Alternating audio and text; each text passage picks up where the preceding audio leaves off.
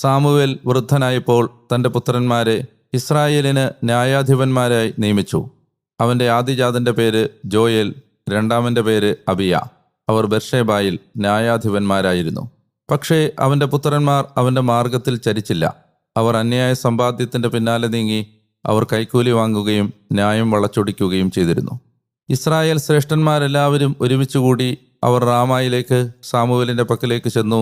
അവർ അവനോട് പറഞ്ഞു, ഇതാ അങ്ങ് വൃദ്ധനായി, അങ്ങയുടെ പുത്രന്മാരാകട്ടെ അങ്ങയുടെ മാർഗങ്ങളിൽ ചരിക്കുന്നുമില്ല. അതുകൊണ്ട് ഇപ്പോൾ എല്ലാ ജനതകളെയും പോലെ ഞങ്ങളെ ന്യായം വിധിക്കാനായി ഞങ്ങൾക്കും ഒരു രാജാവിനെ നിയമിച്ചാലും.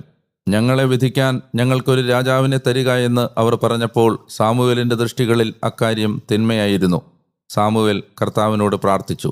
കർത്താവ് സാമുവേലിനോട് പറഞ്ഞു, ജനത്തിൻ്റെ സ്വരം അവർ നിന്നോട് പറഞ്ഞതുപോലെയെല്ലാം നീ അനുസരിക്കുക. എന്തെന്നാൽ നിന്നെയല്ല അവർ തിരസ്കരിച്ചിരിക്കുന്നത്,